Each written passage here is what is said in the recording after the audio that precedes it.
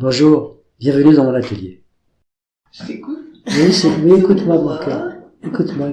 Ah oui, je la connais. Hein. Je sais que tu l'écoutes, je la connais.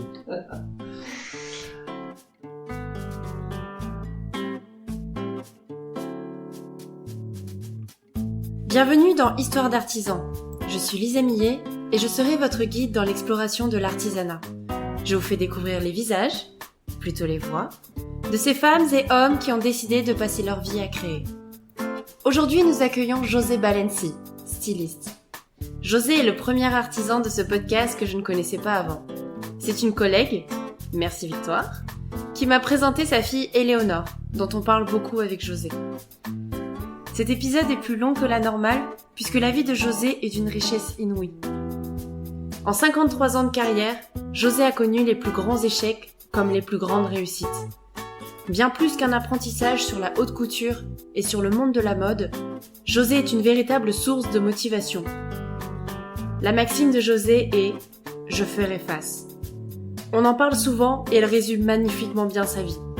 J'espère que son histoire aura le même impact sur vous comme il l'a eu sur moi. Tout est possible. Belle écoute! Bonjour José et merci de m'accueillir chez toi ou dans ton atelier. Est-ce que tu peux nous raconter ton histoire, José, s'il te plaît? Alors, mon histoire, elle débute quand je suis tout jeune et que je voulais faire des études aux Beaux-Arts, mais mes parents n'avaient pas les moyens de me payer ces études. Donc à l'époque, dans les années 60, le seul métier artistique le plus répandu, c'était la coiffure. Alors mes parents m'ont mis coiffeur. Et plus je devenais coiffeur et plus je travaillais, et moins ce métier me plaisait. Passer sa vie à écouter des anecdotes inutiles, c'était pas pour moi. Donc ça ruminait, je ruminais cette histoire et je me suis dit, il faut absolument que je fasse de la création quelque chose qui m'intéresse vraiment, que je réalise ma vie. Donc, vers l'âge de 19-20 ans, j'ai décidé d'arrêter la coiffure. J'ai arrêté la coiffure et puis je me suis baladé le jour où j'ai donné ma dème. Je suis sorti et j'étais sur les Champs-Élysées et j'étais boire un café sur le galerie du Lido en me demandant ce que j'allais devenir. Et là, le hasard ou la chance, je sais pas, un ami de mon père qui m'a vu naître est arrivé et il m'a demandé ce que je faisais là. J'ai expliqué, voilà, j'étais coiffeur, je vais raconter ma vie. Je veux plus le faire. Il m'a dit, qu'est-ce que tu veux faire? Je veux faire un travail artistique. Je veux créer. Mais je sais pas quoi. Et il m'a dit, est-ce que tu saurais faire des robes et des vêtements? Et moi, je sais rien du tout de ce métier, mais je dis oui, je saurais. Alors, si tu es capable, il me répond, si tu es capable, prépare des dessins et je te téléphone ce soir. Alors, je rentre chez moi. Avant, j'achète des papiers, du crayon, des couleurs et je vais me lancer dans un truc que je connais pas du tout, la mode. Et comme je sais pas, je sais dessiner, mais je n'ai pas les dessins techniques de la mode, j'achète des magazines, j'achète du papier carbone et je décalque les photos des mannequins sur les magazines. J'habille ces mannequins, ces dessins avec des vêtements que j'improvise parce que je sais pas ce que je fais, j'improvise. Et puis il m'appelle et il me dit voilà, si tu penses être prête ici une semaine, on a rendez-vous avec quelqu'un que je vais te présenter. Alors je lui dis oui, je serai prêt.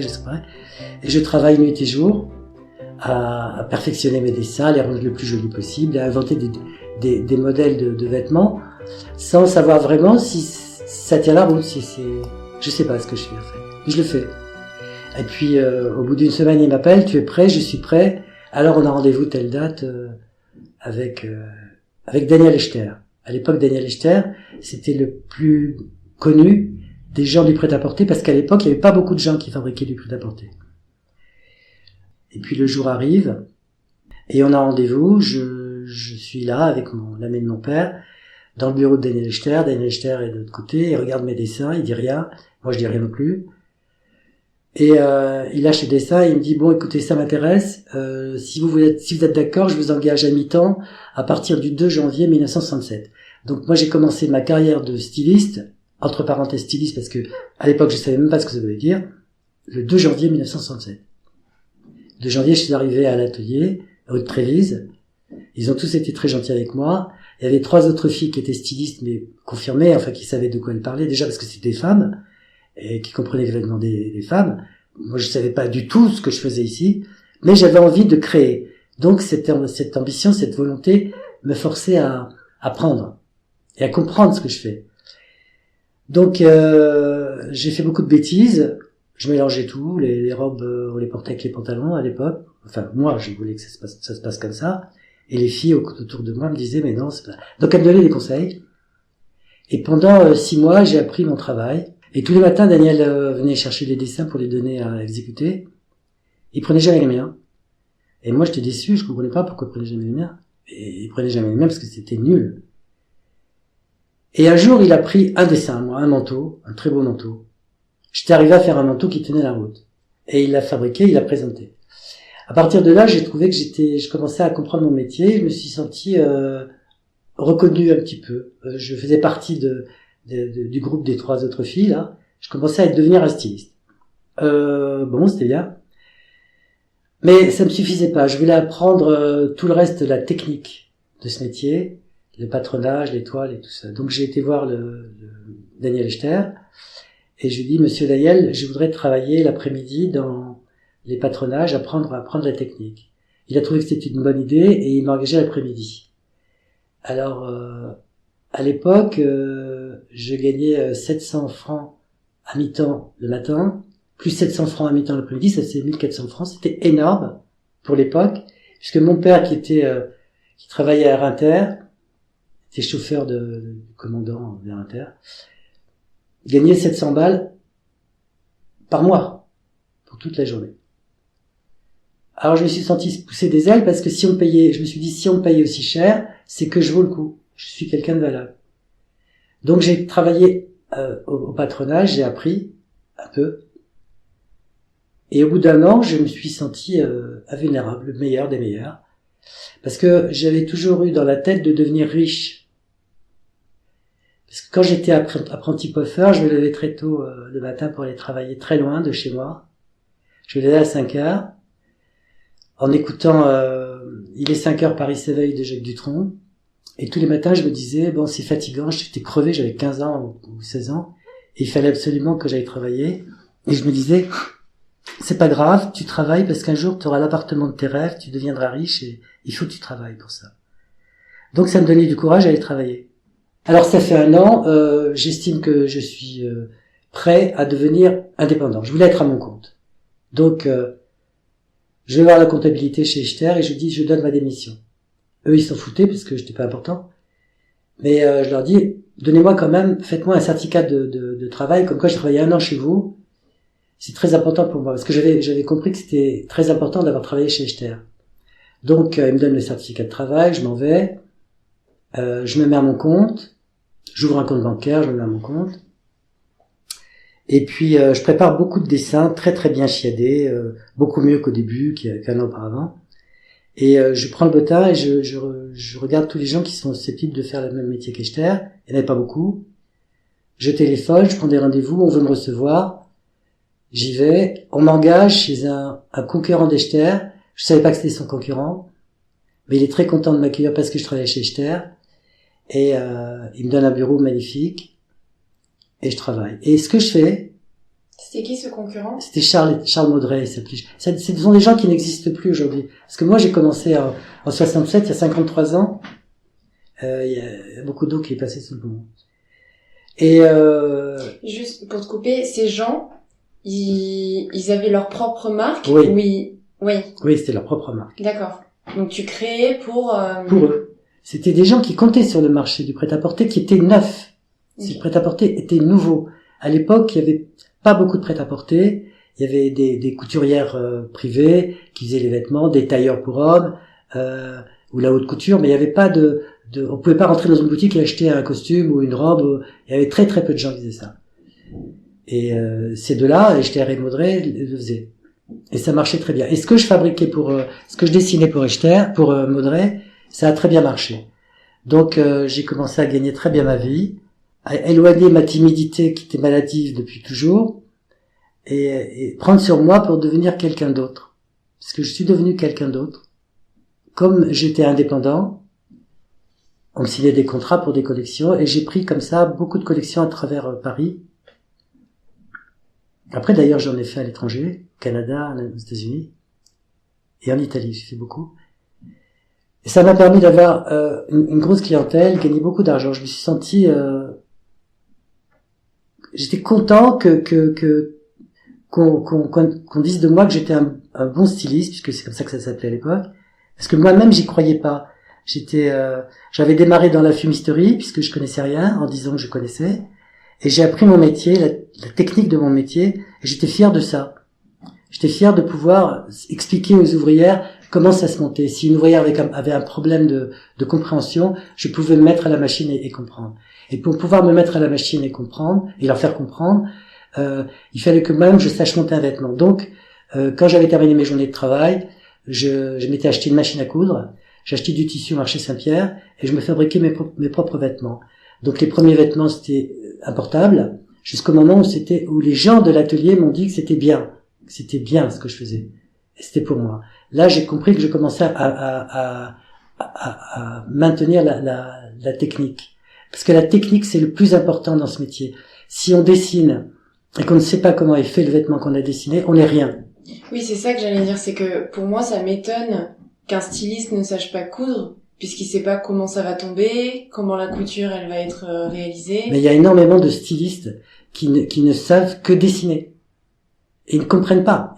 Tu les mets à la machine, ils savent pas. Oui, mais du coup, en fait, ce qui dessine, c'est du rêve, c'est du vent et... C'est importable, c'est oui. Importable, ou aujourd'hui, il faut que ce soit portable, commercial, il faut que ce soit vendu beaucoup. Aujourd'hui, on a un truc de marché comme ça, il faut que ce se vende très très bien et beaucoup, à l'international. Donc il faut connaître, les vêtements, c'est pas les mêmes volumes quand tu fabriques pour la française que quand tu fabriques pour l'allemande.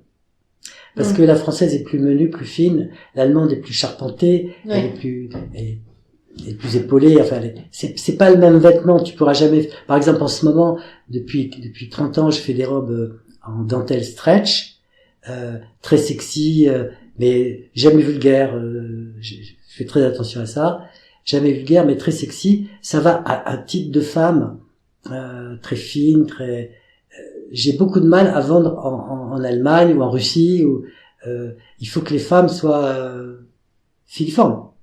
Parce que c'est ce que j'ai choisi ce genre de créneau, et c'est comme ça. Mais si le styliste ne sait pas fabriquer un vêtement, ne connaît pas la technique d'un vêtement, son dessin ne sert à rien. Si aujourd'hui j'avais des élèves ou des stagiaires, c'est surtout ça que je leur apprendrais, à comprendre et à fabriquer un vêtement. Je le mettrais à la machine. Parce qu'après, il faut que tu expliques, après, il faut que tu expliques aux ouvrières, aux modélistes, les gens qui font les toiles. La toile, c'est un vêtement en toile. Le vêtement que tu as dessiné, il est fabriqué d'abord en toile. On voit tous les détails qui vont ou qui ne vont pas, on rectifie, et quand il est bien rectifié, qu'il est bien au point, on démonte, on en fait un patronage papier, carton, et après, on coupe dans le tissu, et on remonte le vêtement comme il doit être fait. Donc, il faut que ce soit parfait. Parfait. Et je prends d'autres clients. Je travaille un petit peu pour la haute couture. Je me souviens, j'avais été chez Scherer, Jean-Louis Scherer. Ça n'existe plus tout ça. Mais Scherer voulait m'engager et je leur ai dit, à la fin de l'entretien, je leur ai dit bon, qu'est-ce que vous prévoyez de me donner comme salaire? Et ils m'ont répondu mais rien du tout. On vous donne rien. Alors j'étais très étonné. Je dis comment rien? Ils m'ont dit non. Vous donnerez, mais vous allez sortir de chez Scherer. Une fois que vous avez travaillé chez nous, vous avez une carte de visite formidable. J'ai dit, mais enfin, je vais pas manger avec la carte de visite, moi. Donc, c'est pas possible. Donc, j'ai travaillé très peu pour la haute couture. Je travaillais un peu pour Dior. Et comme je voulais gagner de l'argent, je me suis orienté vers le sentier. Parce que le sentier, à l'époque, il y avait énormément de fabricants qui faisaient vraiment de la création pure. Au tel point que les gens de la haute couture venaient regarder les vitrines du sentier pour s'inspirer. Moi, j'ai connu Karl Lagerfeld dans les rues de Saint-Denis, dans la rue Saint-Denis, la rue du Sentier, pour regarder ce que les gens du Sentier faisaient, parce que c'est très, très créatif. Et là, j'ai pris beaucoup de contrats, j'ai beaucoup travaillé, beaucoup travaillé. Et j'ai gagné beaucoup d'argent. Énormément d'argent. Et là, t'avais ton local au Sentier? Non, je travaillais chez les gens. D'accord. Je passais 1 heure chez l'un, 1 heure chez l'autre. Voilà. Et puis, de fil en aiguille, je suis devenu le directeur du style chez Kookaï. Ça a duré pendant 3 ans peut-être. Et je suis parti parce que j'ai eu une altercation avec la directrice. Et quand je suis parti, moi j'avais toujours l'habitude de trouver du travail immédiatement quand je quittais un travail. Mais immédiatement. Et là, je me suis dit, bon, je les quitte, il n'y a aucun problème, mais je vais trouver du travail tout de suite. Eh ben non, j'ai pas trouvé de travail tout de suite. Et ça a duré comme ça des mois. Et l'argent que j'avais gagné commençait à filer, j'ai commencé à avoir peur. Et je voulais avoir mes enfants. Ma fille venait de naître. Et je me suis dit, c'est peut-être le moment de monter ma propre boîte. Donc, j'ai ouvert ma boîte au Sentier, j'ai acheté un magasin au Sentier, j'ai hypothéqué ma maison, et on a fabriqué des choses. Et je me suis dit, puisque ça a très bien marché chez Kookaï, il n'y a pas de raison que ça marche pas. Donc j'ai fait le même esprit, le même style que j'avais chez Kookaï, chez moi, et ben ça n'a pas marché. Du tout. Ça n'a pas marché. Et j'ai tenu comme ça 4 ans. Au bout de 4 ans, j'étais tellement surendetté parce que j'avais hypothéqué 2 fois ma maison, enfin j'avais été très très endetté. On m'a tout pris. Tout a été récupéré. Donc je me suis retrouvé avec ma femme, mes 2 petits-enfants, ils étaient tout petits, à ne pas savoir où dormir. J'ai été à Première Vision. Première Vision, c'est un salon qui se tient 2 fois par an à Villepinte, actuellement aussi. Et là, vous avez on a tous les fabricants de tissus du monde entier qui exposent leur dernière création, et tous les fabricants de vêtements du monde entier qui viennent acheter leur matière pour les collections à venir. Donc moi, je suis allé, alors que j'avais plus de travail ni rien du tout, pour avoir le lien avec le métier, ne pas couper le fil avec le métier. Mais je savais pas pourquoi j'y allais. Donc j'y vais, et puis il y a une matière qui m'intéresse, c'est la dentelle. Je m'arrête sur le stand de Noyon, qui était une des plus grandes marques de dentelle françaises, de dentelle à Calais, plus grande marque. Je vois une dentelle qui m'intéresse. Là, j'ai un monsieur qui vient vers moi et qui me reconnaît. Moi, je le reconnais pas.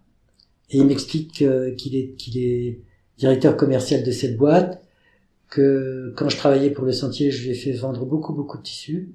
Il se souvient de moi. Il me demande ce que je veux, et je dis, je lui explique que je suis dans la mélasse, qu'il faut que je refasse surface, mais que j'ai pas d'argent du tout pour acheter des tissus, mais qu'il y a une matière qui m'intéresse. Je lui montre la matière, et il me dit, écoute, si tu veux, je vais t'envoyer un peu de matière pour que tu puisses faire quelque chose. Donc il m'envoie 30 mètres de tissu, gratuitement, la dentelle qui vaut très cher. Et je suis chez moi, avant qu'on m'enlève ma maison, il me reste encore ma moquette. Je coupe sur la moquette des petites brassières toutes bêtes, très courtes, qui couvrent les seins, qui ont des petites manches. Et on les vend toujours à l'heure actuelle, je les vends toujours. Une fois qu'elles sont fabriquées, je me dis à qui je vais les vendre. Je descends à Saint-Tropez. J'écume les plages de Saint-Tropez, on était en été, tout le monde me jette parce que personne ne veut voir ma tête. Donc je suis très en colère, il arrive 6 heures du soir, je suis dans le centre de Saint-Tropez, il me reste une seule boutique à voir, une ancienne cliente qui venait me voir au Sentier. J'y vais. Et là, je lui montre ce que j'ai, elle aime bien, elle l'a dans les mains, il y a une cliente, le magasin était plein de clientes. Elle a la plus belle clientèle du monde, cette femme. Il y a une cliente américaine qui passe, qui saisit la petite brassière et qui demande si elle peut l'essayer. Elle va l'essayer en cabine. Et de la cabine, elle dit, j'adore, j'achète, c'est combien? Et ma cliente dit un prix. Et moi, je suis tellement énervé de ma journée, d'avoir été jeté par tout le monde.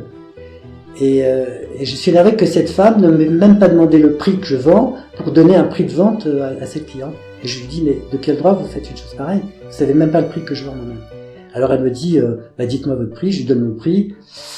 C'est le double de ce qu'elle a annoncé. Elle double le prix, la cliente dit d'accord, je prends.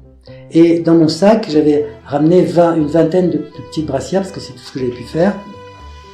Et elle me prend tout. Et dans la demi-heure qui suit, je vends tout. Elle vend tout de suite. Donc elle me dit, j'en veux d'autres, est-ce que vous avez d'autres marchandises? Je peux pas en avoir, puisque j'avais 30 mètres de tissu. Donc je lui dis, à Paris, je n'avais rien. Mais à Paris, j'ai. Alors elle me dit, montez vite à Paris, revenez me trouver, j'ai besoin de marchandises. Donc je remonte à Paris. Je téléphone à ma femme pour lui dire t'inquiète pas, ça va marcher. Je téléphone à mon copain et je lui explique la situation. Il me dit aucun problème, je vais te faire une ligne d'escompte de 20 000, je me rappelle plus. De 20 000 francs. Ou c'est des euros à l'époque, je sais plus. Non, c'était des euros. Et tu me paieras quand tu pourras. Donc il m'envoie la marchandise et je fabrique les petites brassières que j'avais déjà vendues, plus un cache-cœur qu'on vend aussi toujours depuis 30 ans. On le vend tous les jours. On fabrique ça grâce à un façonnier que j'avais aidé quand j'avais mes affaires au Sentier et qui me fait crédit lui aussi.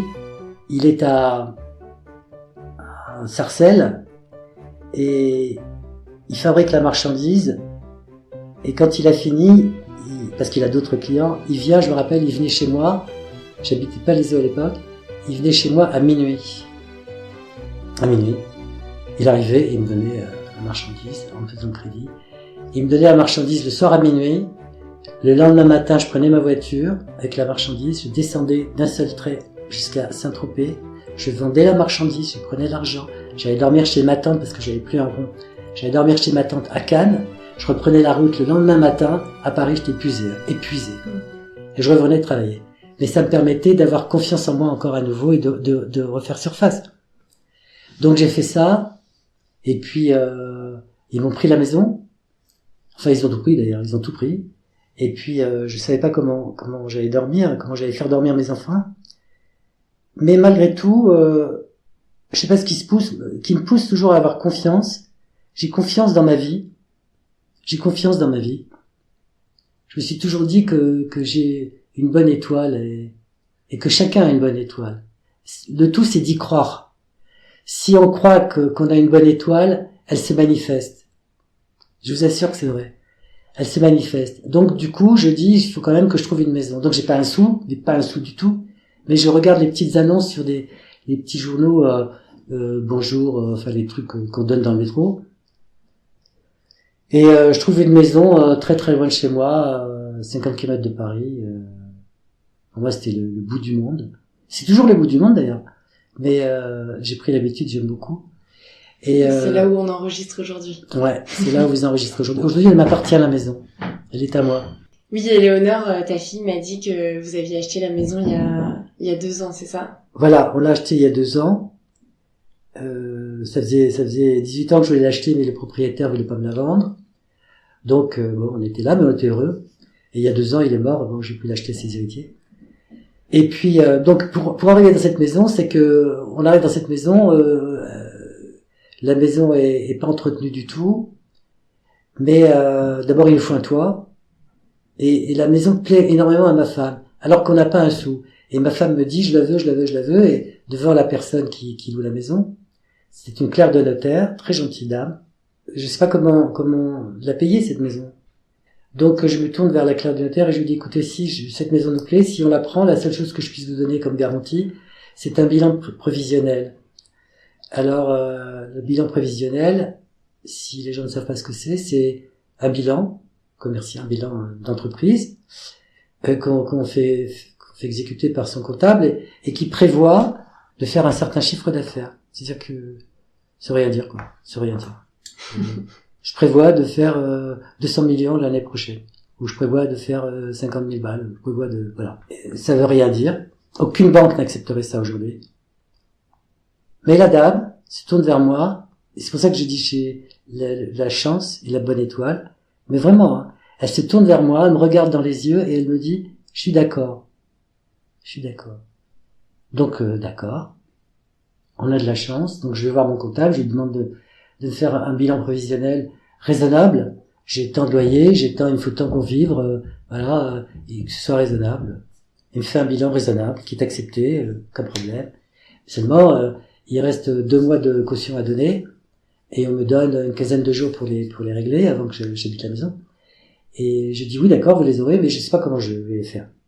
Donc je fabrique avec les tissus que mon ami m'a donné sur la ligne d'escompte.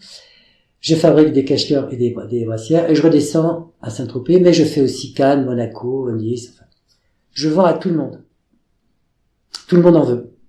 Donc je reviens à Paris, j'ai l'argent pour les loyers, et je reprends confiance vraiment en moi. Parce que c'est un métier, le métier d'artiste, c'est comme un métier, c'est comme, tous les artistes c'est les mêmes.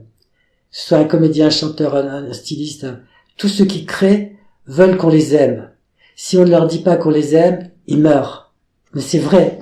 On a besoin d'être aimé. On est prêt à manger du pain seulement et de l'eau, mais qu'on nous dise que ce qu'on fait c'est bien et qu'on nous aime. Et quand on est en disgrâce, comme moi j'ai été en disgrâce, qui arrive à tous les artistes, on souffre et on perd confiance en soi. C'est très grave de perdre confiance en soi. Il faut être très bien soutenu. Moi, je suis très bien soutenu par ma femme et mes enfants aujourd'hui, mais ma femme à l'époque. Et il faut surmonter son incapacité à travailler et en se disant on a des emmerdes, mais on est capable, on a toujours été capable. Il faut se bourrer le crâne comme ça. Donc, je remonte, j'ai des clients à Paris, mais à Paris c'était énorme. J'avais un client à Paris, à Saint-Germain-des-Prés, rue de Grenelle, parce que nos produits, ils sont tellement spécifiques que je donne l'exclusivité. Par exemple, Paris, il y avait 2 clients qui avaient ma marchandise, dans tout Paris. Et j'ai créé la demande. Parce que les gens, 2 clients dans une ville comme Paris, New York, on a 2 clients. C'est partout comme ça. À Milan, 1 client. On crée la demande pour que les clientes qui aiment ce produit cherchent vraiment. Donc, le client qui est dépositaire de la marque, il est très content parce qu'il vend très très bien. Et puis moi, ça nourrit une demande parce que j'aurais pu inonder le monde, mais je crois que j'aurais tenu 2 ans, c'est tout. Après, on n'aurait plus voulu entendre parler de moi. J'aurais gâché le plaisir de tout le monde. Donc j'ai tenu, ça fait 27 ans que je fais ça. 27 ans parce que c'est l'âge de ma fille. Ça marche encore. Et c'est le fait d'avoir distribué très très peu. J'ai une question sur toi, ta définition de ton travail. Pour toi, tu fais du prêt-à-porter ou de la haute couture?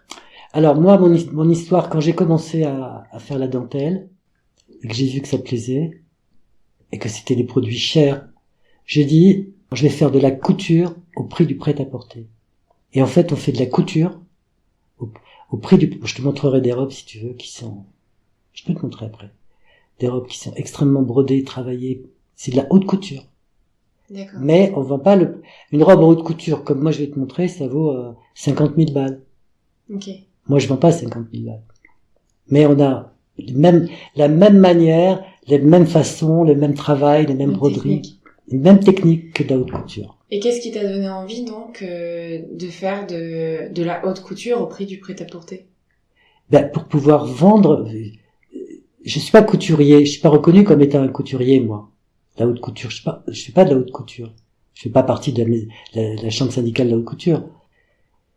Tu rentres dans un magasin qui nous vend, tu vas voir le corner Chanel, le corner Dior, le corner Vuitton, le corner Balenci, le corner Alaya. Eux-mêmes nous ont mis dans cette catégorie. Donc ça prouve qu'on a des produits similaires, mais beaucoup moins chers. Parce que je veux qu'une femme qui achète aujourd'hui du Chanel ou du Dior, c'est un investissement qu'elle fait. Parce que aujourd'hui c'est tellement coté que même le jour où elle en a marre, elle le revend, elle est capable de le vendre le même prix qu'elle a acheté. Donc c'est un investissement. Moi c'est pas un investissement. J'ai pas cette aura. Oui. Mais ce que je veux, c'est qu'elle ait envie de porter mes vêtements. La seule différence, c'est que mes vêtements ne se démodent pas. Elle les garde. Moi, j'ai des clientes qui me disent, je garde. J'ai des trucs de chez vous depuis 15 ans, je les garde. Ça, c'est une grande gloire pour moi. Mais ça se démode pas et ça ne s'abîme pas. Ah non, ça s'abîme pas.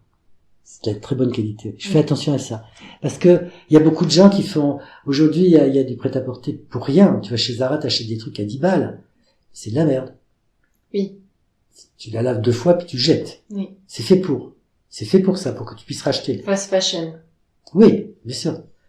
C'est comme la nourriture. C'est la même chose. Mais moi, je veux pas ça.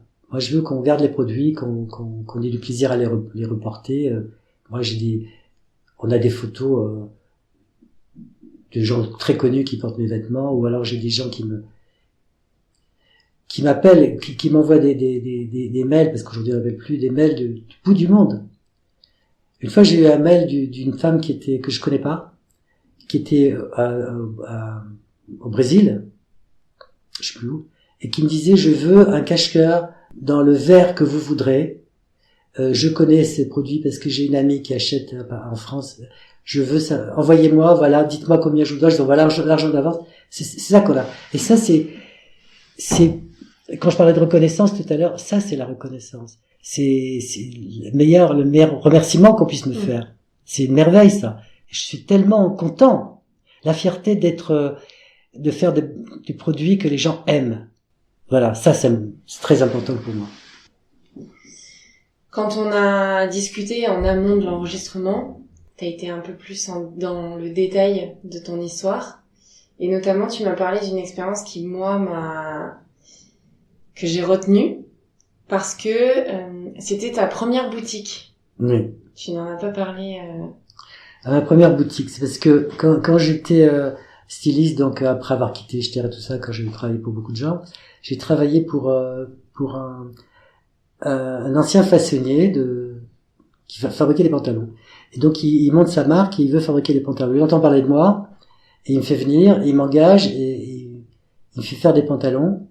Et les pantalons, il me dit si ça marche, je te paierai 1 franc par pantalon vendu. Donc je fais les pantalons. Il fabrique, il vend 3000 pantalons par jour. Donc 3000 pantalons par jour, ce qui faisait 3000 francs par jour. À l'époque, en 71, c'est beaucoup d'argent. C'est énormément d'argent.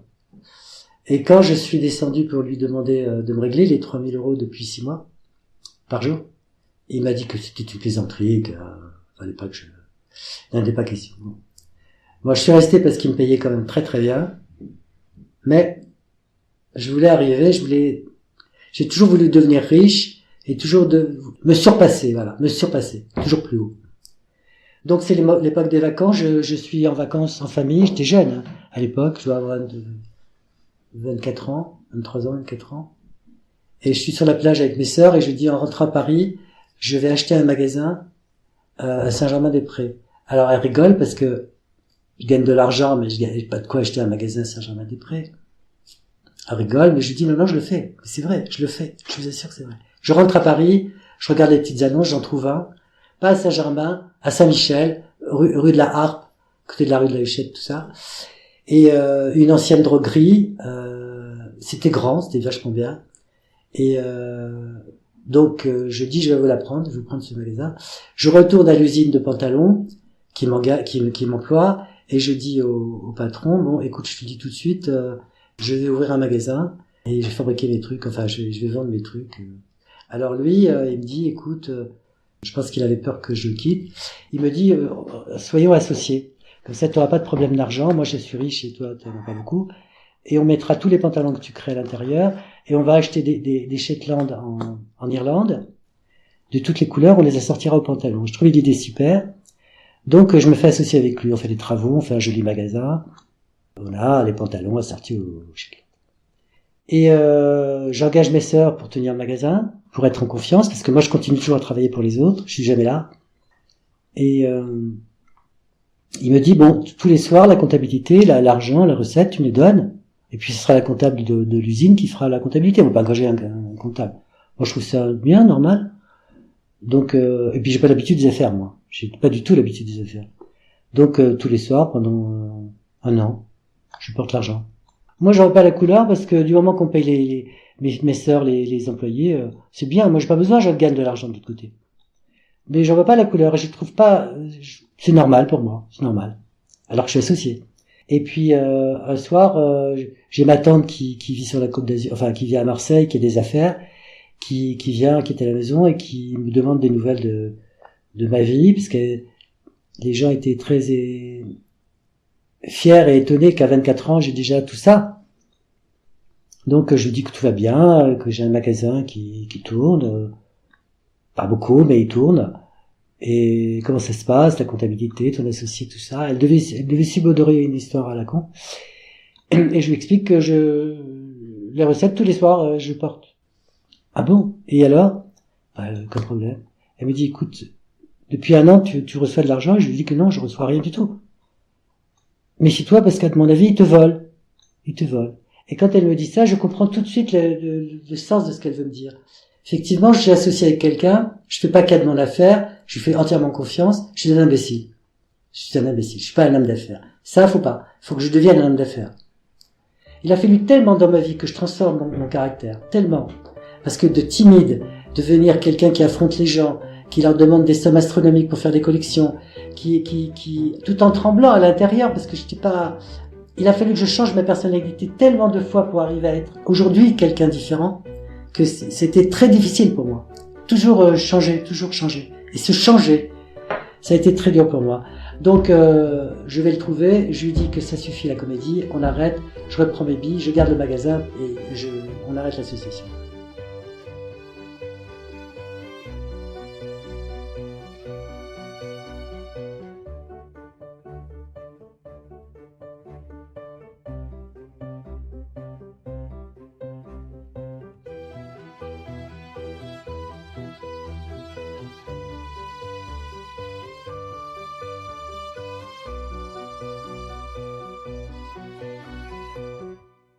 Donc je garde le magasin, moi je gagne suffisamment d'argent pour payer ses parts, je paye ses parts, mes sœurs restent au magasin, on a le truc, je commence à acheter de la marchandise ailleurs, puisque je veux plus de ces pantalons et tout ça, on achète de la marchandise comme tout le monde quoi. Mais le magasin ne tourne pas. Il tourne pas. Je l'ai gardé 7 ans le magasin. Je l'ai gardé 7 ans. Mais j'ai gardé 7 ans parce que je gagnais beaucoup d'argent à l'extérieur et je renflouais le magasin, payais les employés, la marchandise et tout ça. Mais il tournait pas. Mais en même temps, ça donnait du travail à mes sœurs. Et puis, je m'en foutais, je gagnais de l'argent. Je m'en foutais. Mais au bout de 7 ans, bon, ça va. Mes sœurs se marient, j'ai plus personne pour garder le magasin. Il ne tourne pas, je le vends. Je le vends. Et bon, mais je suis content parce que j'ai eu un magasin déjà, j'ai fait ce que j'ai voulu. Et puis après, je suis rentré chez Gudule. À l'époque, Gudule, c'était l'alter ego de Sonia Rykiel, très connu. Et je deviens le directeur artistique de cette boîte en l'espace de 3 mois. Parce que je suis rentré chez elle, elle venait de se casser la jambe au ski. Eva, que j'aime beaucoup Eva. Et elle m'a fait faire un essai, donc j'ai fait une robe avec les employés et on fait l'essayage chez elle dans son appartement à Saint-Germain-des-Prés. Et la jambe dans le plâtre et la robe, elle a tellement bien marché, et tellement vite, sans prétention, cette robe, elle a marché mieux que tout le reste de la collection de Gudule. Du coup, je venais d'arriver, ça faisait 3 mois que j'étais là-bas, il y avait des stylistes, il y avait beaucoup de monde, beaucoup de personnel, beaucoup.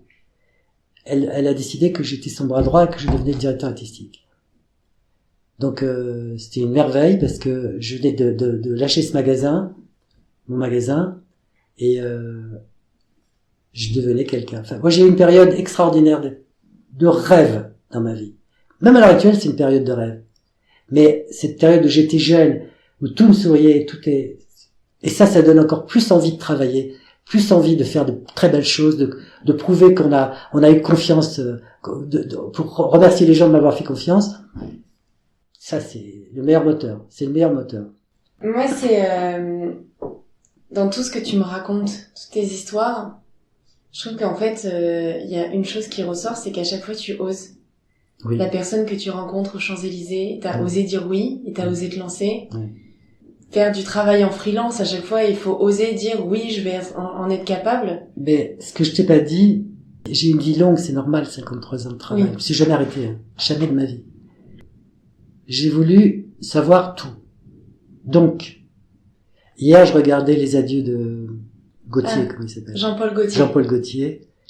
Et on a travaillé ensemble, j'ai fait de la fourrure. Je connais le travail de la fourrure. Je travaillais pour un des plus grands fourreurs de Paris, Schombert. Et Jean-Paul Gaultier, il faisait l'après-midi et moi je faisais le matin. On se croisait. D'ailleurs, il a 4 ans de moins que moi, hein, on est de la même génération. Et j'ai fait de la fourrure. J'ai fait de la chaussure. Je sais bien le travail de la chaussure, je le sais bien parce que j'ai fait en usine, moi. Pas les dessins. Alors les dessins, je fais toujours des dessins, mais si je veux suivre le travail, la technique derrière, c'est ce qui m'intéresse le plus, savoir comment on fabrique. Et c'est très important de savoir ça. Je fais de la chaussure, des fourrures, de la maroquinerie, je travaille pour Hermès, des foulards pour Hermès. Je me suis lancé un petit peu dans le design de meubles parce que j'avais des idées, je voulais le faire. Et ça, j'ai abandonné. Et puis, parce qu'on peut pas tout faire. Oui. Mais c'était le plaisir de faire le premier pas et puis de le proposer aux gens. Savoir si ça tenait la route. Et puis, j'ai fait aussi de la vaisselle. Ça me plaisait beaucoup. Les dessins de vaisselle nouveaux. Je l'ai encore ici, des dessins. Alors ça, j'ai fait tout ça dans ma vie. Mais ce qui m'a pris le plus, qui me prend encore, c'est la couture. Parce que la couture, c'est de la création perpétuelle. On se réinvente en permanence. Moi, je travaille, j'ai mon mannequin, je fais plus de dessins maintenant. Ou alors très peu. Les dessins, c'était pour les autres, parce que j'avais des gens qui m'engageaient, il fallait que je leur montre ce que j'allais faire. Mais quand je travaille que pour moi, je mets le tissu directement sur le mannequin et j'improvise. Même pas la toile. Mais c'est la toile. Ah, tu mets la toile sur le mannequin Oui, mais et t'improvises. voilà. Mais la toile aujourd'hui, comme je fais des robes en stretch, je fais dans la dentelle stretch que je fais, parce que tu peux pas faire, il faut que ce soit élastique. Donc ma toile, je mets de la dentelle sur le mannequin et j'improvise. Et tous les jours. Actuellement, on refait l'atelier là, mais j'ai ça de patronage nouveau. Je plaisante pas comme ça. C'est 1m50 de haut de patronage. 1m50 de haut de patronage, empilés les uns sur les autres, parce que j'en fais tous les jours. Il y a de quoi alimenter des années de collection. Tous les jours. Donc Après, des patronages qui sont pas encore sortis. Non, ils sont pas sortis. Que je fais faire au fur et à mesure. Parce que aujourd'hui, je travaille, j'ai mon atelier où je fais mes modèles moi-même, tous les jours. Après, j'ai une ouvrière qui s'est mise à son compte il y a 1 an, pour moi, qui est à Troyes, à la ville de Troyes, dans la banlieue de Troyes. J'en ai 2 comme ça, 2 à 3. Et une brodeuse qui est à Tismons, qui travaille avec moi depuis 20 ans. Et on fait, donc, chaque fois, je prends des nouveautés, je les fais faire, et voilà, et on fait des nouveautés. Et si c'est bien, on garde, si c'est pas bien, on jette. Mais il y en a tellement de toute façon. Moi, ce qui m'intéresse, c'est de faire toujours, de travailler tous les jours. J'ai un besoin viscéral. Si tu m'enlèves ça, tu sais, quand j'étais dans la mouise et qu'on avait tout perdu et tout ça, que personne ne voulait de moi. Il fallait bien que je travaille et je savais plus quoi faire. Et ma femme, qui est une excellente cuisinière, c'est une grande cuisinière. Moi, j'ai pu goûter sa tarte au citron meringuée qui était délicieuse. C'est tous les jours comme ça. Alors, je fais une parenthèse, mais c'est toujours comme ça. Nous, on mange comme au restaurant ici. C'est tous les jours. C'est le luxe ici. Oui, c'est le luxe. Et elle m'a dit, écoute, si tu veux, on fait de la cuisine. On monte un truc. À l'époque, on voulait faire un food truck. Okay. Parce que j'étais parti aux États-Unis. Les food trucks américains. Tu connais ça, les États-Unis? Ouais. T'as vu comment c'est? Oui. Tout chromé comme ça. Je dis ça, on fait un pari, on fait un malheur. On fait un malheur. Mais autant j'aime beaucoup les affaires, je sais franchement, je sais ce qui peut marcher, ce qui peut pas marcher. Mais moi, je lui ai dit, tu me vois me faire des sandwichs du matin au soir, alors que j'ai besoin de créer, j'en ai besoin. Des fois, je suis malade. Je t'assure, je suis malade, comme tout le monde. Normalement, je devrais être au lit. Je me guéris en étant là-haut. D'accord. Je me guéris en travaillant, parce que quand je travaille, j'oublie que je suis malade, parce que tout est 90% dans ta tête quand t'es malade. Hein. Et tu oublies tout ça. Et je sors le soir à 7h, je suis guéri. J'ai passé ma journée à me guérir sans médicaments, avec mon travail. Donc ça, c'est pas possible. Je peux pas faire des sandwichs, je peux pas. C'est pas que, je peux pas. Je l'aurais fait si vraiment, c'est ta passion. Ah ouais, c'est ma passion. C'est parfait parce que j'en viens à une question sur tes processus de création. Ouais. Quels sont tes processus de création? Alors, je vais dire aujourd'hui mes processus de création. Comme je suis un vieillard, enfin vieillard, comme j'ai vécu les années 60. Aujourd'hui, je ne lis aucun magazine. Plus rien. Tout ce que vous avez en boutique aujourd'hui, tout. C'est les années 60. Les années 60, j'ai pas de magazine, elles sont dans ma tête. La tête, le cerveau, c'est un ordinateur. J'ai tout gardé, j'ai une très bonne mémoire, j'ai tout gardé. Tout ce que j'ai fait dans les années 60, je le resserre aujourd'hui. Donc pour moi, c'est un renouveau, parce que je l'ai pas fait depuis 50 ans. Mais c'est un renouveau. Et quand je fais les trucs, je montre, ça plaît. Parce que les gens à qui je montre ne connaissent pas. Oui. connaissent pas. C'est ça mon processus de fabrication. Et puis, quand à force d'expérience, tu sais, tu pressens ce qui va marcher. Je pressens les couleurs, mais comme tout le monde, hein, je suis pas non plus un prophète, hein, je pressens les lignes, les matières. L'autre jour, Léo, elle me dit, oh non, pas de velours pour maintenant, là, pour l'hiver prochain. Donc ta fille. Ma fille. Elle me dit, pas de velours. Je regarde Instagram ce matin, un client américain à moi, il vient d'acheter du velours. Donc, elle a tort. Et moi, il faut pas que j'écoute les gens qui ne connaissent. Ça, c'est mon métier. Oui. Je le connais bien. Je peux pas me mettre, me livrer entièrement à des gens, même si je les adore. Ma femme, mes enfants. Je peux pas leur faire confiance parce que c'est mon métier. Je sais ce que je dis. Oui, et puis aujourd'hui, tu anticipes la mode. Tu dois anticiper la mode. C'est ça, ce métier. On anticipe. Et d'ailleurs, souvent, on me dit, tu l'avais prévu. Mais oui, je l'avais prévu. Parce que, comme c'est un éternel recommencement, la mode. Tu sais, quand t'as tout créé, tu peux pas, ou alors tu fais des trucs invendables avec la manche ici, et puis le pantalon sur le bras. Oui. C'est des trucs de fou. Mais si tu veux faire des choses qui se vendent, une jeune femme aujourd'hui, elle a envie, moi j'ai commencé à faire les robes en dentelle il y a 30 ans, parce que j'ai été nourri par le cinéma américain. Dans le cinéma américain, il y a des femmes, des superstars qui sont glamour à mort. C'est trop beau. Quand tu vois, et même encore, tu regardes les films d'Audrey Hepburn aujourd'hui, une femme de 25 ans, elle regarde Audrey Hepburn, mais elle adore. Oui. C'est tellement beau ce qu'elle porte, c'est tellement chic que elle voudrait ressembler à ça. Donc c'est facile. Oui, et puis la dentelle revient vachement. On regarde les robes de mariée. Bien sûr. Très souvent de la dentelle. Mais comme c'était du glamour en 1960-1950 à Hollywood, moi j'ai fait ça. Et les femmes, elles adorent. Une femme, quand elle est belle, elle veut qu'on le voit, elle veut qu'on le montre, elle veut qu'on lui dise que t'es belle. Elle va pas se cacher.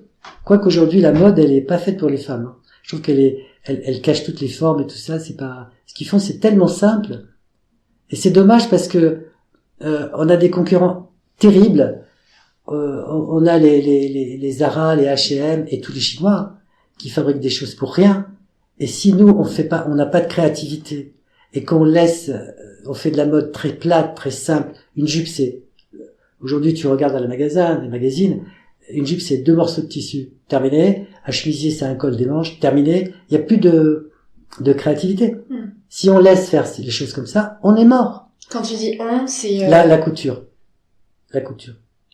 Il faut qu'il y ait de la créativité, mais des choses qui donnent envie d'être portées. Oui, des pièces exceptionnelles. Des pièces exceptionnelles et des choses qu'on a envie d'avoir. Et comment tu fais de l'exceptionnel tout en étant indémodable? Parce que l'exceptionnel, ça veut pas dire de l'excentricité à mort. Il faut que la femme ne soit pas ridicule. Il faut qu'elle soit élégante, distinguée. Voilà, il faut que son vêtement la mette en valeur. Pas qu'on la regarde comme si c'était le carnaval à Rio. C'est ça la différence. D'ailleurs, tous les couturiers, quand ils font des défilés, des présentations, ils montrent des choses de folie. C'est pour la presse, c'est pour avoir des photos et qu'on parle d'eux, ça fait partie du truc. Mais ce qui se vend, c'est pas ça. Les clientes, une fois qu'elles ont vu ça, qu'elles ont applaudi, elles vont dans les maisons de couture et on leur montre les vraies collections qui tiennent la route, les vrais tailleurs, les vrais manteaux, les vraies jupes, les vraies robes. Tu vois, tout ce qu'on montre là, c'est comme les défilés de Victoria's Secret. C'est de la démence. Oui. C'est de la démence. Personne ne sait. Tu verrais, tu dirais pas, moi je vais porter des ailes sur le dos pour aller. Tu dirais pas. Oui. Tu dis c'est rigolo, c'est beau. Ça marque la marque. Oui. Ça marque la marque quoi. C'est du show. C'est du show, du spectacle. Mais c'est pas ça qu'on vend.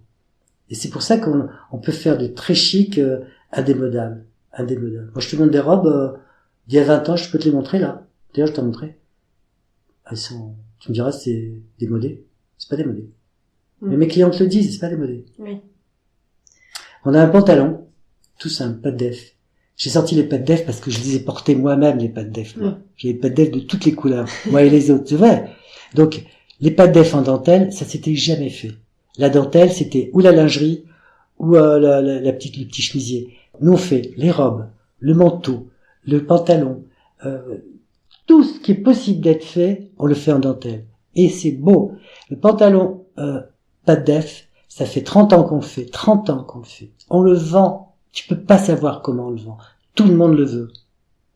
Je te donne un pantalon dentelle. Tu l'essayes. Toi-même, tu vas me dire, j'adore ce truc. Toi-même, t'es obligé de me dire. Alors que je trouve que le pet def ne me va pas du tout. Eh ben, on fait en Paris et on va le faire tout à l'heure. Le pari. Je vais te montrer. Je t'assure que c'est vrai. Voilà. Donc, j'ai, avec la dentelle, on s'est doublé, c'est bien foutu. Mais la dentelle, qui est une matière très raffinée, très féminine. Très, très féminine. Et le côté, Il est fluide. C'est fluide. Mais en même temps, c'est élastane chez moi. Oui. Donc ça colle. Et toutes les femmes qui portent ça disent que c'est une seconde peau. Donc ça colle, ça donne un côté glamour que beaucoup de gens le font. C'est tout. Et ça, une femme, toutes les femmes se font refaire les seins. C'est pour les montrer. Elles ne font pas pour les cacher. Si aujourd'hui tu te fais refaire le sein et qu'on te propose un truc large et qui te met pas en valeur, t'as perdu 7 000 €, hein. C'est de la connerie. Il fallait rester les seins comme ils étaient, c'est de la connerie. Oui, c'est sûr. Et ton fournisseur de dentelle, c'est toujours le même? C'est toujours le même. Oui, c'est toujours le même. De toute façon, je ne fais que de la dentelle. Alors, j'ai rajouté du crêpe, j'ai rajouté du velours. Là, on fait des trucs superbes en organza. En quoi? Je connais pas cette méthode. Je vais te montrer. Organza, on fait beaucoup de choses. Du velours, du tulle aussi, beaucoup de tulle. On fait beaucoup de trucs, mais ce qu'on voit à 90%, c'est la dentelle. Parce qu'à chaque fois qu'on présente des nouveautés, les gens aiment bien, mais ils reviennent toujours à la dentelle. Ils disent non. En fait, on est connu pour ça. Oui, c'est ça. Voilà. Ils veulent que ça. Le reste, ils l'achèteront ailleurs, chez quelqu'un d'autre. Mais de chez moi, ils veulent que ça. Et donc, si j'en reviens à ton processus de création, donc tu me dis que tu t'inspires des années 60 aujourd'hui parce que tu les as vécues. Ouais. Et ensuite, dans le processus vraiment de création, donc tu me dis, t'as 1,50 m de patron. Ouais. C'est quoi, donc tu m'as expliqué que tu te mettais devant ton mannequin, tu découpes au hasard et Oui, je décide. Oui, je découpe au hasard. Ok. Donc c'est vraiment l'inspiration, je laisse aller ma tête. Parce que la tête d'un artiste, la mémoire d'un artiste, c'est très spécial. Un artiste, il a besoin de marcher, par exemple, je prends la voiture, j'ai pas d'inspiration. Hein? Il y a des jours. Inspiration. J'ai pas d'inspiration. Ça m'emmerde, mais j'en ai pas. Alors je prends la voiture, le fait d'être dans la voiture et de rouler, je libère mon esprit, j'ai plein de trucs qui viennent, plein d'idées qui me viennent. Et un artiste, il va marcher, il va parler avec des gens, il va aller au spectacle, ou il va marcher dans la campagne, il vit sa vie, mais ses yeux enregistrent ce qui l'intéresse. Il se rend pas compte. Il va capter un détail, il s'en rend pas compte, il va capter une couleur, une forme, il se rend pas compte. Et quand il est au moment de la création, ça revient. Donc quand moi je suis devant mon mannequin, je sais pas ce que je vais faire. Je sais que je vais faire une robe, ou un chemisier, ou un truc, ça je sais. Mais comment? Je sais pas. Ça revient. Tu mets en marche, parce que le cerveau c'est extraordinaire, c'est vraiment un ordinateur. Tu décides, tu appuies sur la touche, et tu mets en marche les souvenirs. Les récents. Tu vois, ou les pas récents. Mais tu mets en marche les souvenirs. Et il te sort tout ça. C'est extraordinaire. Moi j'analyse ma tête, tu vois, parce que des fois c'est incroyable. Des fois j'ai passé des journées à crayonner, et c'est zéro, c'est nul. C'est nul. J'arrive pas. Et puis tout d'un coup je me mets devant le mannequin, et ce que je fais, c'est top niveau. Et tu te trimbales pas toujours avec un petit carnet? Si je l'ai fait pendant des siècles, ça. Ouais. Des siècles. Partout. Là, j'ai plus besoin parce que je suis toujours à la maison. Mais avant, je voyageais beaucoup. J'avais toujours un petit carnet et un crayon, toujours sur moi. Toujours, en permanence. Dans la voiture. Dans la voiture, j'ai toujours. Si, parce que je note. Maintenant, c'est même plus des dessins que je note. Je me comprends, donc je note des trucs. Ouais. Et puis des fois, je suis par exemple, je fais faire un modèle chez ma brodeuse, là. Quand il sort, elle me dit, je trouve pas ça terrible. Elle a le droit de me le dire, elle, hein, parce qu'on se connaît depuis 20 ans, et puis on travaille ensemble. Je dis, franchement, José, je trouve pas ça terrible. Et moi-même, je dis, oui, vous avez raison, je sais pas pourquoi je fais ça. Bon, écoutez, je vais l'emmener à la maison, et je vais le voir tranquillement à la maison. Parce qu'il a besoin d'être chez moi tranquille. Bon. Et je rentre à la maison et ça s'est passé pour un truc... J'ai fait une robe en velours. Moi, je la trouvais très bien. Je l'amène ici. Et Léo me dit... ah, mais il y a un col blanc dessus, en satin. Moi, je la trouve très jolie. Elle me dit... c'est pas terrible. Elle me fait douter, Léo. Des fois, elle m'emmerde parce qu'elle me fait douter. Alors, je devrais pas. Je devrais pas. Les meilleurs trucs, moi, je les fais tout seul. Donc, Léo, elle me dit, c'est pas bien, le velours, c'est pas bien. D'accord. Donc, je la ramène à la maison. Puis, je dis, on va faire autre chose. Et on a fait ça. L'organza, c'est ça, c'est le col. Tu vois qu'une demi-robe. C'est magnifique. Elle est belle, hein? Donc, pour la décrire un peu, c'est quoi? C'est un bustier, bustier en dentelle? C'est une robe. Non, mais il y a le bustier, mais là, va y avoir la manche aussi. C'est ça le mannequin, tu vois. Donc, c'est une robe, il y a une ouverture décolletée devant. Oui. Il faut la regarder à moitié, tu vois. Oui. Comme ça. Et t'as un col et un nœud en organza. Ah, c'est ça l'organza. Oui. Okay. Mais la robe, c'est la même que je t'ai montré tout à l'heure. Mais en matière différente. Matière différente. D'accord. Elle est superbe. Elle est magnifique, ouais. Je crois que je la préfère en dentelle. Voilà, toi aussi. Donc, des fois, si on connaît pas le métier, on passe à côté d'un bon truc. Parce qu'on dit c'est pas bon, on jette. Non. C'est peut-être la matière qui est pas la bonne. C'est la matière qui est pas la bonne. Voilà. Et le fait de changer le col blanc, on le change tout noir. Ça, c'est Léo qui m'a dit, fais le tout noir. J'aime bien travailler en collaboration comme ça. Et c'est intéressant ton processus de création parce que tu parles de l'artiste, tu dis que il a tout dans son cerveau et que parfois il faut un peu qu'il s'évade pour que ça revienne. Je pense que c'est le cas de tout le monde. Moi, je me suis rendu compte dans mes emplois que si j'étais dans un emploi très créatif, je devenais encore plus créative. Et si j'étais dans un emploi hyper répétitif, ma créativité partait. Bien sûr. Et parfois, ça m'est déjà arrivé de me dire, il faut que je trouve une idée, je vais partir en balade et... Bien sûr. Et prendre l'air, sortir, ça fait du bien. Si tu es créatif, de toute façon, c'est là. Seulement, tu la trouves pas. L'idée est là, mais tu la trouves pas. T'es bloqué. C'est un blocage. Et tu penses que certaines personnes sont créatives et d'autres non? Oui. Ou que c'est quelque chose qui s'entretient? On est créatif toujours. Si on est créatif, c'est inhérent à la personne. Mais puis il y a des gens qui sont pas créatifs du tout. Mais pour moi, tout le monde est créatif. Tout le monde est créatif, c'est juste que certaines personnes, on leur a pas appris à être... Il y a des gens qui sont créatifs, mais ils ne le savent pas parce qu'ils n'ont pas confiance en eux. Oui. Toi, par exemple, ma femme, elle me dit, moi, je saurais jamais dessiner. Je dis, tu dis conneries parce que elle brode aussi. D'accord. Elle brode très bien. C'est super. Moi, j'ai des chemises qu'elle m'a brodées, tu sais, avec des bunnies ou des machins. C'est parfait. Tu sais le faire. Seulement, tu n'as pas confiance en toi. Tu sais le faire. Il faut que tu aies confiance. C'est tout. Les gens sont en admiration devant les artistes parce qu'ils sont sûrs qu'ils ne seraient pas capables de le faire. C'est pas vrai. Tu veux faire de la peinture, achète-toi des peintures, une toile et essaye. Tu verras. Oui. C'est se tester et se lancer. Il faut toujours. C'est ça la vie. C'est ça la vie. Il faut le faire. Oui. Oui, après, quand on a fait son temps, le jour où c'est fini, on dit j'ai pas de regrets, j'ai tout essayé, j'ai essayé tout ce que j'avais envie de faire. J'ai vécu ma vie. Ça s'appelle vivre sa vie. Pour moi. Je trouve ton parcours hyper inspirant parce que justement t'as créé, t'as échoué, t'as été dans des moments où financièrement ça n'allait pas, mais t'as toujours trouvé la solution pour t'en sortir.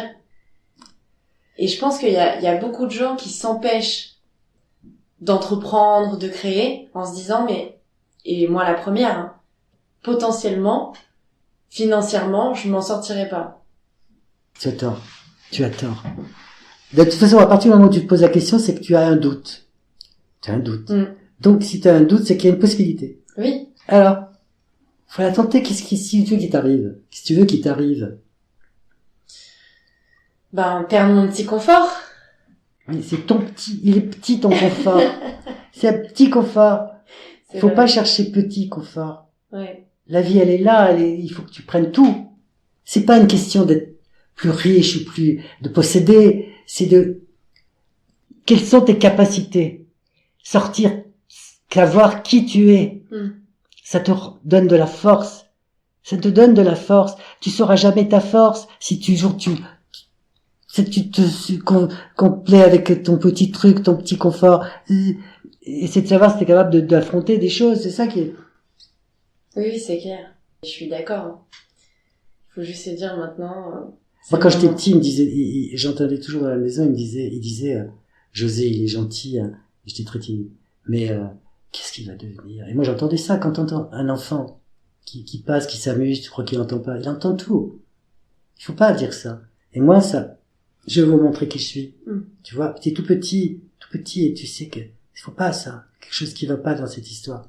Donc il faut prouver. Et ça, plus tu franchis ces épreuves de timidité, plus tu te découvres et plus tu te renforces, t'as la force d'avancer. Plus rien ne me fait peur aujourd'hui. Rien. Peut-être parce que t'as établi ton projet. Non, parce que tout est, dans la vie, rien n'est définitif. Tout est remis en question. Tout peut être remis en question. Tout. Mais, ça fait partie de la vie. Comme, c'est les saisons. Un arbre, il est vert, et puis au automne, il n'y a plus de feuilles. Ben, c'est comme ça. C'est inévitable. C'est inévitable. Il faut pas avoir peur. Il faut pouvoir dire, je vais affronter ça. Je ferai face. Je ferai face. Je vais affronter. Il n'y a pas de problème. Je trouverai la solution. D'abord, il faut se dire qu'on n'est pas le seul dans ce cas-là. Les autres, ils sont comme toi. Ils te regardent. Ils prennent, si toi t'as la force de dépasser ça, tu leur donnes le courage de faire la même chose. Si toi, tu vois, c'est un ensemble. Et toi, tu t'inspires des autres aussi. Oui. Tu vois? Je vois. Moi, j'écoutais Catherine, ma femme, elle me dit, un que j'admire beaucoup, c'est Bernard Tapie. Je l'aime beaucoup. C'est un voleur, c'est tout ce qu'on veut, j'en ai rien à foutre. Pour moi, c'est Robin des Bois. Il me plaît. C'est comme ça. Pourquoi? Parce que ce type, il est jamais par terre.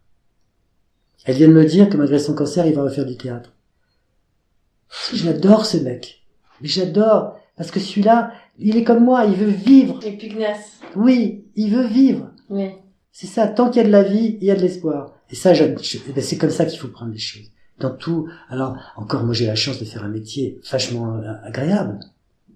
Il y a des gens qui sont, je suis toujours en train de dire postier parce que c'est chiant, je peux pas dire postier. Les postiers, c'est répétitif, c'est, quelle vie, toute ta vie, comme ça, toute ta vie, derrière un comptoir. C'est effroyable. Nous, on a la chance. On voit des gens tarés, ou on est dans des magasins qui sentent le parfum, on voyage, c'est magnifique. C'est une vie magnifique. Alors, l'envers du décor, c'est qu'on est aimé, plus aimé, on est, voilà. Mais ça fait partie du jeu. Pour tout le monde, la même chose. Il y a un débat que je voulais avoir avec toi, c'est qu'on a commencé juste avant d'enregistrer. C'est sur l'âge. Oui. Tu me disais que t'avais un problème avec l'âge. Non, je veux pas qu'on... À propos des photos, hein, je te disais ça. Oui. J'ai jamais voulu montrer ma tête, sauf sur le site où on me voit de loin. Je suis en train de marcher à Como, là.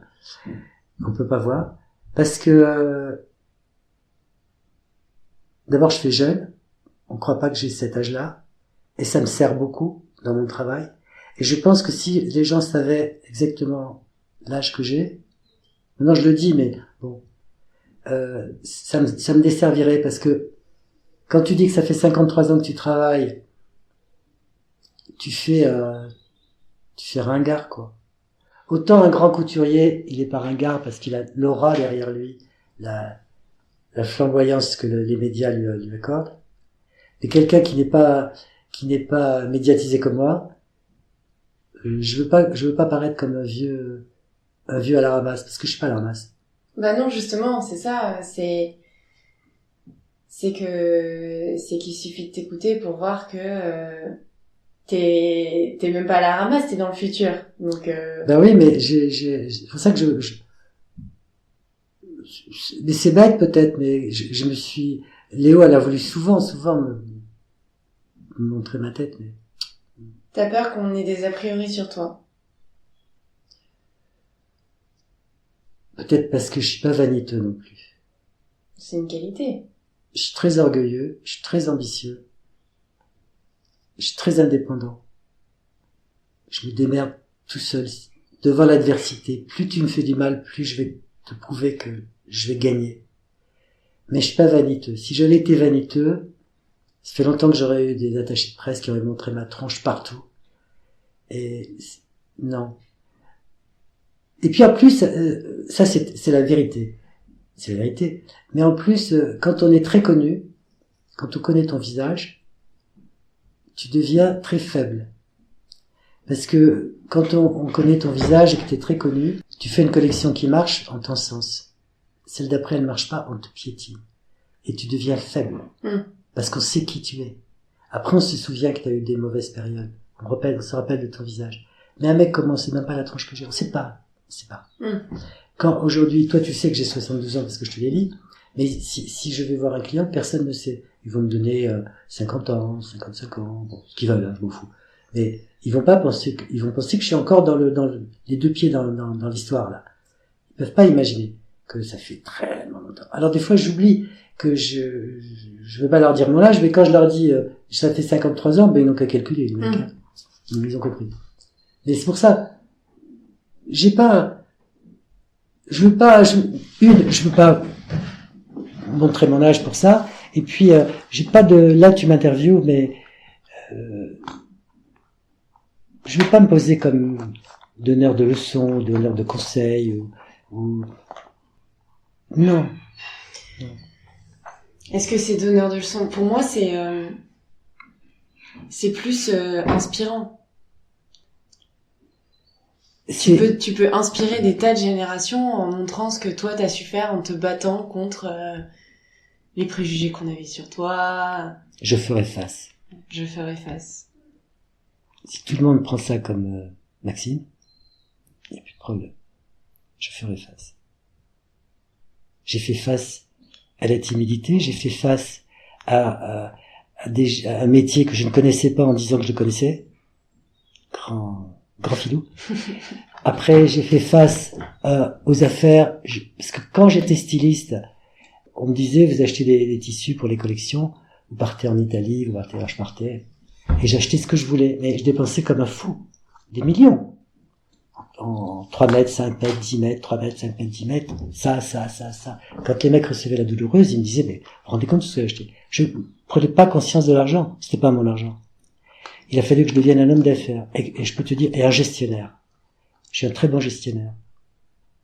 Aujourd'hui, mon affaire, depuis 30 ans, comme j'ai eu beaucoup de soucis avec les banques et tout ça il y a 30 ans, quand j'ai eu des soucis, la BNP, je suis toujours à la BNP, la BNP m'a retiré mes chéquiers, m'ont fait venir un jour.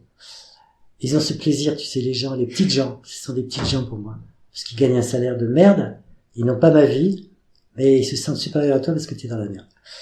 Ils m'ont pris le chéquier. Ils m'ont pris la carte bleue et devant moi, ils se sont fait le plaisir de la couper aussi. J'avais plus rien pour me défendre. J'ai dit, mais j'ai plus rien. Ils s'en foutent. Ok. J'ai dit, vous savez quoi? Aucun problème. Je resterai pas comme je suis. Vous verrez, je resterai pas. Quand je suis revenu, un jour, j'étais à la banque, bon, parce que après tu oublies, mais je suis resté dans la même banque, même agence, même banque. Et un jour, c'est une fille parce que les chefs d'agence changent. Elle me dit, Monsieur Balancy, vous devriez prendre des actions, de je sais pas quoi, tout ça. Pourquoi? Monsieur Balancy, vous avez vu l'argent que vous avez sur le compte, vous êtes riche. Je dis, ah bon, je ne m'étais pas rendu compte. Tu fais des affaires, tu te rends pas compte, tu dépenses. Mais je ferai rien chez vous.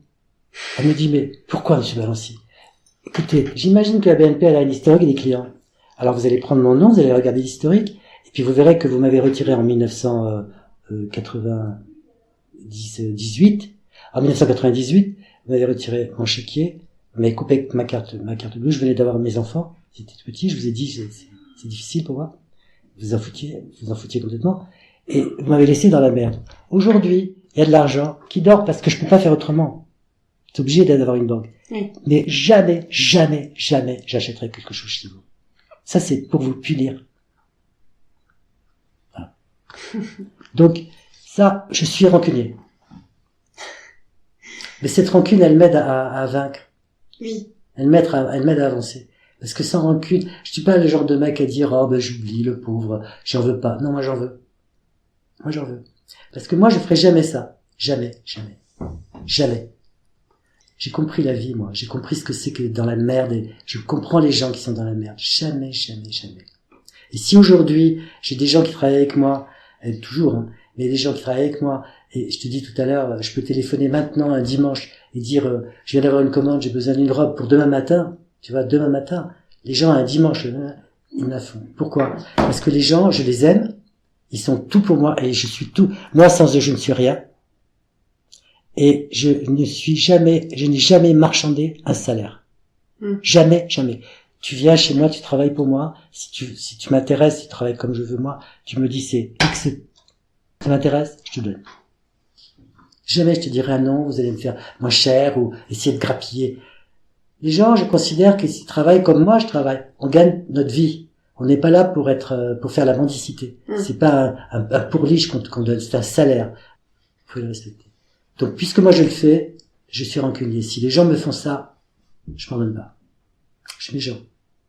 Oui, mais ce qui t'a amené aussi, de par tes valeurs, à obtenir de l'aide des autres. Oui. Si on prend l'exemple de ton fournisseur de dentelle, il t'a aidé parce que... mais c'était sans préméditation, moi. Oui. C'est préméditation. Pourquoi? C'est bien, c'est bien. Les gens qui font du bon travail, qui font des bonnes choses, il faut qu'ils soient payés. Il faut qu'ils vivent de leur travail. Mais moi, j'ai des relations formidables avec tout le monde, même à l'heure actuelle. Des gens que je ne vois plus qui ont arrêté de travailler, parce que moi, je devrais être arrêté. Enfin, je devrais être arrêté. J'ai plus l'âge de travailler. Il y a des gens qui sont arrêtés et qui sont à la retraite, mais je leur téléphone, ils ont j'ai des relations formidables avec les gens. Parce que les gens, on travaille, c'est bien quand on gagne de l'argent, c'est bien quand on réussit, c'est bien tout ça. Mais ce qui est le mieux de tout, c'est d'avoir rencontré des gens super, avec qui on s'entend, avec qui on s'est entendu. Et parce que c'est ça la vie, c'est des petits bouts, des petits bouts, des petits bouts, jusqu'à la fin. C'est ça qui compte, le plus important. On peut pas aimer tout le monde, mais les gens que tu choisis ou qui t'ont choisi, protège-les, fais attention à eux, parce que c'est important. Vous êtes choisis, faites le chemin ensemble. Ça, c'est le meilleur de la vie.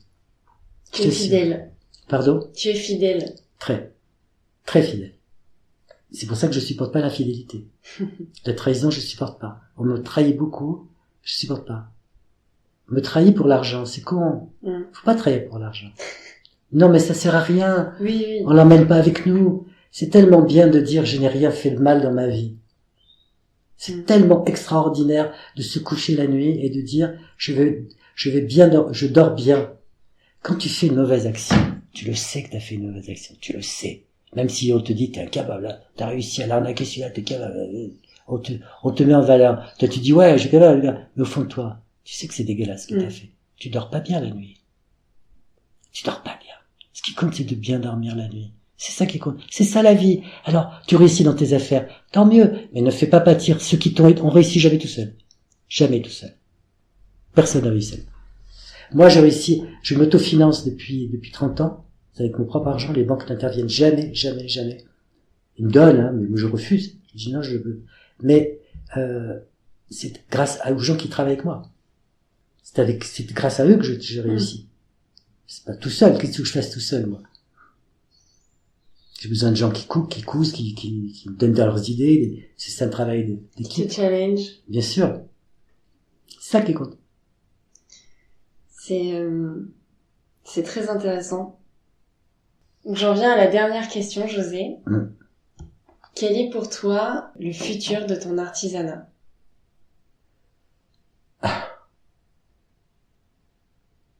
Tu vois, j'aurais aimé que ma fille reprenne. Ça m'aurait plu.